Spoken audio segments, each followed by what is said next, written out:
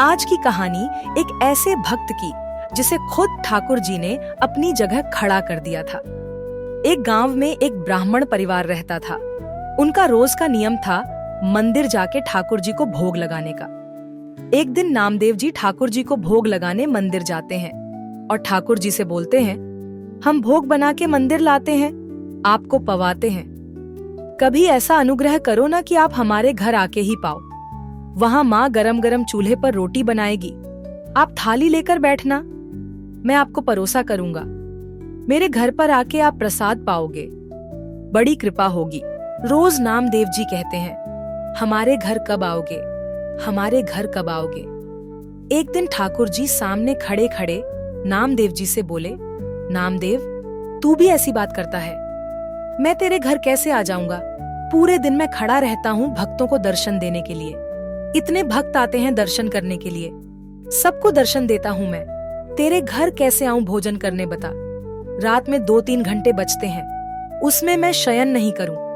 और अगर मैं तेरे घर आऊंगा प्रसाद पाने, यहाँ मंदिर में कौन रहेगा? नामदेव जी बोले, बस इच्छा थी कि आप कभी हमारे घर आओ, दर्शन देने, प्रसाद पाने। नामदेव जी से भगवान बोले, अच्छा नामा सुन, एक काम कर। बोले, क्या? एक दिन तू मेरी जगह खड़ा हो जा विट्ठल बनके, मैं तेरे घर प्रसाद पाऊंगा। नामदेव जी बोले, ये कैसे संभव है? बोले, सब संभव है, मैं श्रृंगार करूंगा तेरा, कोई पहचान ही नहीं पाएगा कि नामदेव खड़ा है। सबको लगेगा कि ये तो पंडरीनाथ है। बस 2-3 बातों का ध्यान रखना है। नामदेव जी बोले, क्या? बोले, पहले मेरी जगह आ। रात्रि में जैसे ही ठाकुर जी का शयन हुआ, नामदेव जी को ठाकुर जी ने गर्भगृह में छुपा लिया। सब चले गए। ठाकुर जी अपने स्थान से उतर गए। नामदेव जी को खड़ा किया। बोले, खड़े हो जाओ, कमर पर हाथ रख लो, ये ठीक है। बोले, आप ध्यान रखना, पहली बात तो आंख बंद रखना, खोलना नहीं, मैं ऐसे ही खड़ा रहता हूँ, ठीक है। दूसरी बात, सुबह 3 बजे पुजारी जी आएंगे, तुमको नींद आ रही होगी बहुत जोर से, घंटे घड़ियाल बजाएंगे जोर जोर से, तो घंटे घड़ियाल सुनकर के तुम्हारी नींद खुलेगी। आंख मत खोल लेना, बंद ही रखना। और फिर उसके बाद आरती के समय तुम्हारे ऊपर दही डाला जाएगा, शहद डाला जाएगा, जल डाला जाएगा, उससे ठिठुर मत जाना, खड़े रहना स्थिर होके। नामदेव जी बोले, अच्छा।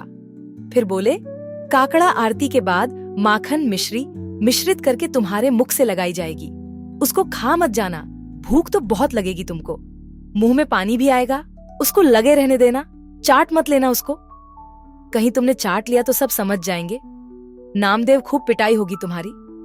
जी भगवान, इतने भक्त आएंगे दर्शन करने के लिए और सब आकर तुम्हारे पैरों को पकड़ करके अपना सिर रखा करेंगे। कोई रोएगा, कोई चिल्लाएगा, कोई अपना दुख बताएगा, कोई अपना दर्द बताएगा। सबकी बातें सुन लेना, पूरी मत करना, क्योंकि एक की पूरी करी तो सबकी करनी पड़ जाएंगी। वो सब विधान का काम है, सब अपने कर्म से सब भोग लेंगे, वो सब मैं व्यवस्थित कर लूंगा, तुम मत कर देना। नामदेव जी तो उतरने लगे। जय जय मत आओ भोजन करने, आप खड़े हो जाओ। ठाकुर जी बोले, नहीं, अब तो मैं जाऊंगा, अब तुम खड़े रहो यहीं पर। और नामदेव जी को खड़ा करके भगवान ने उनके अंग का स्पर्श किया, बिल्कुल ऐसे खड़े हो गए जैसे विट्ठल भगवान। ठाकुर जी बोले, अब खड़ा रहे, मैं जा रहा हूं तेरे घर। और पंडरीनाथ भगवान पीतांबरी पहने, कस्तूरी की अद्भुत सुगंधी आ रही है, कटाक्ष नेत्र मखराकृत कुंडल पहने हैं और छम छम चलते हुए नामदेव के घर पहुंच गए। नामदेव की मियाँ से बोले, मैया भोजन पवाओ। पहले तो बहुत रोई, स्वागत किया, लिपट गई ठाकुर जी से। मैया बोली, नामा गया था आपको लेने, वो कहाँ है? ठाकुर जी बोले, वो व्यस्त है, हमारी जगह खड़ा है मंदिर में। मैया जल्दी भोजन पवाओ। और नामदेव जी की माता जी खूब प्रेम से रोटी बना बना के पवा रही हैं। वहां नामदेव जी खड़े हैं चुपचाप और मन में सोच रहे हैं, निमंत्रण मैंने दिया था, सुख माँ को मिल रहा है पूरा। इतने में ही पुजारी आ गए। घंटे घड़ियाल बजने लगे।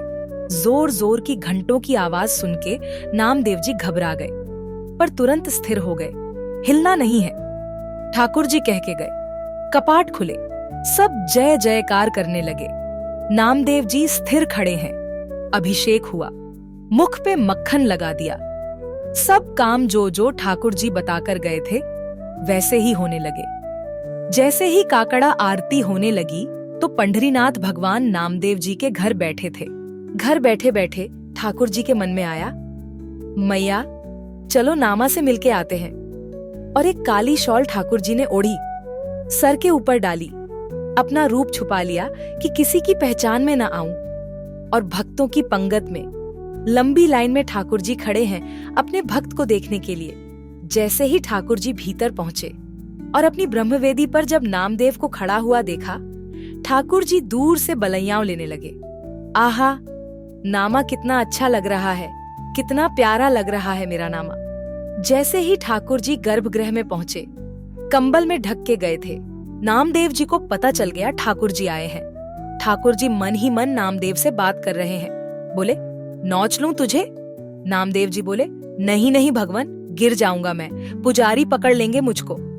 जो ही ठाकुर जी पास आए, नामदेव जी बोले, ठाकुर जी प्रणाम मत करना मुझे। ठाकुर जी बोले, नहीं, आज तो प्रणाम करूंगा, आज तो वंदन करूंगा। ठाकुर जी जाकर के नामदेव के चरणों से लिपट जाते हैं। नामदेव जी के नेत्रों से आंसू बहने लग जाते हैं। बोले, नाथ, हम एक कृपा की आकांक्षा करते हैं, आप इतना भंडार क्यों लुटा देते हैं? ठाकुर जी बार बार रोम रोम की बलैयाओं नामदेव की लेते हैं। और तब से लेकर आज तक पंढरपुर में नियम है कि साल के 365 दिन में से एक दिन आज भी ऐसी मान्यता है कि वहां श्री पंढरीनाथ भगवान नहीं होते हैं, वहां नामदेव जी ही खड़े होते हैं। और सुनो, जिस दिन वहां नामदेव जी खड़े होते हैं, उस दिन सब पुजारी और मंदिर प्रशासन के लोग सब दर्शनार्थियों को प्रणाम करते हैं, क्योंकि दर्शनार्थियों के अंदर ही रूप बदल के दर्शन करने आते हैं नामदेव जी का। कौन कहता है कि ठाकुर जी कृपालु नहीं है? कौन कहता है ठाकुर जी अनुग्रह नहीं करते हैं? आज भी करते हैं। ऐसे भक्त ठाकुर जी को अति प्रिय हैं। इनको कहते हैं निर्गुण भक्त। आप कहेंगे, नामदेव जी में ऐसी क्या निर्गुणता थी? आज भी आप जाएंगे पंढरपुर में, तो पंढरपुर का जो मुख्य द्वार है पंढरीनाथ भगवान का, वहां आप जा करके देखेंगे तो श्री नामदेव जी महाराज की समाधि पता है कहाँ है? मंदिर की जो सीढ़ियां हैं चढ़ने वाली, उन सीढ़ियों में नामदेव जी की और पूरे परिवार की समाधि है। ऐसे ही वीडियो देखने के लिए इस चैनल को सब्सक्राइब करें। जय जय श्री राधे।